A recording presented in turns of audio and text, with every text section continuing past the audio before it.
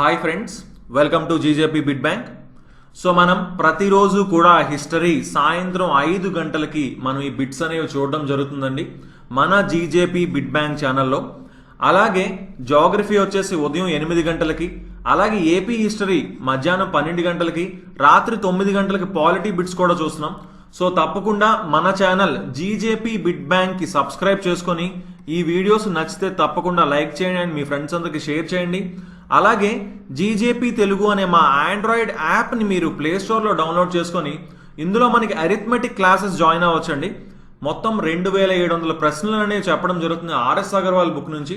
So interest ఉన్న వాళ్ళు ఈ రోజే యాప్ డౌన్లోడ్ చేసుకొని క్లాసెస్ జాయిన్ అవ్వండి. సో ఈ రోజు బిట్స్లోకి మనం వెళ్ళిపోదాం. 711th question, who has written the famous book Padmavat? ప్రఖ్యాతగాంచిన పుస్తకమైనటువంటి పద్మావత్ను ఎవరు రచించారు అంటున్నాడు. మనకి రీసెంట్గా ఒక మూవీ కూడా వచ్చింది కదండి, పద్మావత్. ఆ పద్మావత్ స్టోరీ అలావుద్దీన్ ఖిల్జీది, రాణి పద్మినిది సంబంధించినది. ఆ స్టోరీ మనకి మొట్టమొదటిసారిగా ఎక్కడ కనబడుతుంది అంటే మాలిక్ మొహమ్మద్ జైసీ అనే ఒక కవి రచించిన పద్మావత్ అనే గ్రంథంలో. కాబట్టి పద్మావత్ అనే గ్రంథంను రచించింది ఎవరు అంటే Malik Muhammad Jayasi. 712th question, who restored his Indian kingdom? Humayun restored his Indian kingdom with the help of the ruler of. Humayun ఎవరి సహాయంతో మళ్ళీ తిరిగి భారత రాజ్యాన్ని పునరుద్ధరించుకుంటాడు, మళ్ళీ తిరిగి భారత రాజ్యాన్ని తన ఆధీనంలోకి తెచ్చుకుంటాడు అనేది ప్రశ్న. హుమయూన్ మొఘల్ చక్రవర్తిగా పరిపాలిస్తున్న సమయంలో షేర్షా సూరి దండయాత్ర చేసి భారతదేశం పైన హుమయూన్ని ఓడించి ఢిల్లీని ఆక్రమిస్తాడు. తాత్కాలికంగా అప్పుడు మొఘల్ సామ్రాజ్యం ఢిల్లీని ముఖ్యంగా షేర్షా సూరి పరిపాలించడం జరుగుతుంది. అయితే హుమయూన్ తిరిగి పెర్షియా చక్రవర్తి యొక్క సహాయంతో తిరిగి మళ్ళా ఢిల్లీని మొఘల్ సామ్రాజ్యాన్ని తెచ్చుకోగలుగుతాడు హుమయూన్. సో పెర్షియా అన్నమాట. Who established Chishti order in India? భారతదేశంలో చిస్తీ అనే శాఖను ఎవరు స్థాపించారు? మనకి ఇస్లాంకి సంబంధించి కూడా మతంలో భారతదేశంలో చాలా శాఖలుగా విడిపోయాయి అన్నమాట. అందులో ఒక ప్రముఖమైన శాఖనే చిస్టీ శాఖ. మనకి చాలా శాఖలుగా విడిపోవడం జరుగుతుందండి, ఇస్లాం, నక్సల్బందీ, చిస్టీ అట్లాగా. ఆ చిస్టీది ముఖ్యమైన శాఖ అన్నమాట. దాదాపుగా 14 శాఖల దాకా విడిపోతుంది.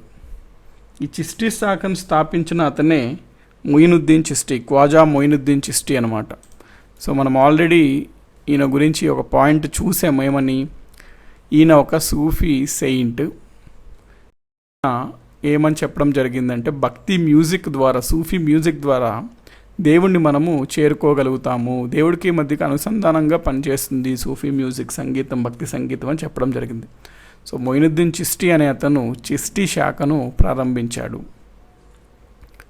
చిస్టీ ఆర్డర్ అంటాము, చిస్టీ ఆర్డర్ హీ ఫౌండెడ్ అనమాట. చిస్టీ శాఖను స్థాపించారు.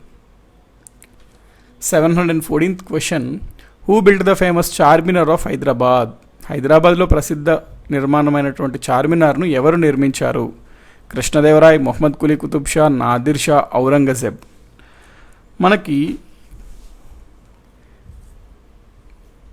ఈ ప్రాంతాన్ని అంటే హైదరాబాద్ చుట్టుపక్కల ఉన్నటువంటి అప్పట్లో తెలంగాణ కొంత భాగమైనటువంటి ఆంధ్ర ప్రాంతాన్ని గోల్కొండ రాజులు పరిపాలించేవారు.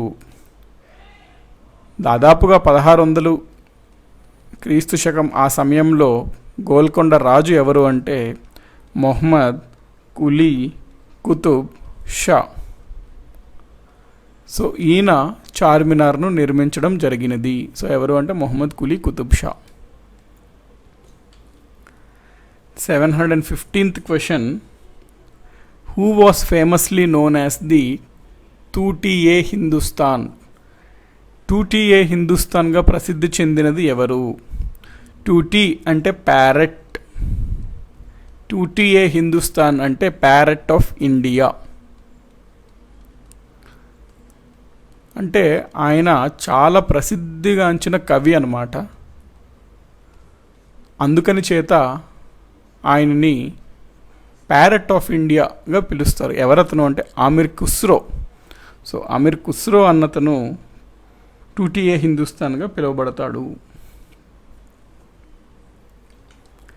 716th question. Name of the Bengali poet who was conferred with the title of Gunraj Khan in the sultanate period. Delhi సుల్తాన్ల కాలంలో గుండ్రాజ్ ఖాన్ అనే బిరుదు పొందిన బెంగాలీ కవి ఎవరు అంటున్నాడు. మలాదర్ బసు అనే ఒక హిందూ కవి ఉంటాడండి ఢిల్లీ సుల్తాన్ల కాలంలో. ఆయన ఇస్లాంలోకి మారడం జరుగుతుంది. ఆయనకి గుండ్రాజ్ ఖాన్ అనే బిరుదు ఇవ్వడం జరుగుతుంది. సో ఎవరు అంటే Maladhar Basu. 717th question. During the reign of which Pallava ruler Ratha temples at Mahabalipuram were built. మహాబలిపురంలో ఏ పల్లవ పాలకుడు సమయంలో రథ దేవాలయాలను నిర్మించబడ్డాయి అంటున్నాడు. పల్లవ రాజుల్లో ఒక ప్రముఖమైన రాజు పేరు Narasimhavarman I.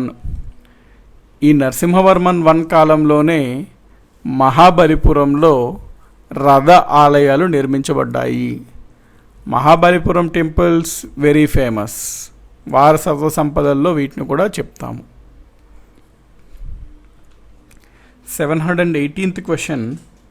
The 7 pagodas of Mahabalipuram are a witness of the art patronised by the. మహాబలిపురంలో ఉన్నటువంటి 7 పగోడాల దేవాలయాలు ఎవరి రాజ్యాన్ని కళలకి సంబంధించినది, ఏ రాజ్యాన్ని కళాపోషణకు ఇది ఒక సాక్ష్యం అంటున్నాడు. ఇందాకే మనం చూసాం ఏమని, మహాబలిపురంకి సంబంధించి రాజు అయినటువంటి నరసింహవర్మన్ I అతను మహాబలిపురంలో రథాలయాలను నిర్మించాడు అని చెప్పి. కాబట్టి ముఖ్యంగా మహాబలిపురంలో ఉన్నటువంటి మనకి నిర్మాణాలు, ప్రముఖమైన నిర్మాణాలు పల్లవుల యొక్క కళలకి చిహ్నంగా మనకి సాక్ష్యం ఈరోజు. సో పల్లవులకు అనమాట. 719th question. The 7 pagodas of Mahabalipuram are a witness to the art patronised by the. Same question అండి, పల్లవాస్ అనమాట. సో మహాబలిపురం అనగానే మీకు వెంటనే గుర్తు రావాల్సిన వారు ముఖ్యంగా ఎవరు అంటే పల్లవాస్. మహాబలిపురం అనగానే ముఖ్యంగా గుర్తు రావాల్సిన వాళ్ళు పల్లవాస్. మహాబలిపురంలో ప్రఖ్యాతమైన టెంపుల్స్ మీరు గుర్తుపెట్టుకోవాలండి. షోర్ టెంపుల్ అంటాము, మనకి రథ ఆలయాలు, ఈ 7 pagodas ఇవన్నీ గుర్తుపెట్టుకోవాలి. వీటిలో ఉన్న యునెస్కో సైట్స్ ఏంటో మీరు చూసుకోవాలి. ఇవన్నీ మీరు వర్కౌట్ చేసుకోండి. మహాబలిపురంలో ఉన్న ప్రఖ్యాతమైన నిర్మాణాలు ఏంటి అవన్నీ వర్కౌట్ చేసుకోవాలన్నమాట మీరు. 720th question. Brihadeeswara temple which was built by Rajaraja Chola I is dedicated to. Rajaraja Chola I నిర్మించిన బృహదీశ్వర ఆలయం ఏ దేవుడికి అంకితం ఇవ్వడం జరిగింది అంటున్నాడు. విష్ణువుకా, శివుడికా, బ్రహ్మదేవుడికా? పేరులోనే ఉంది బృహదీశ్వర. ఈశ్వర అంటే ఎవరండి? శివుడు.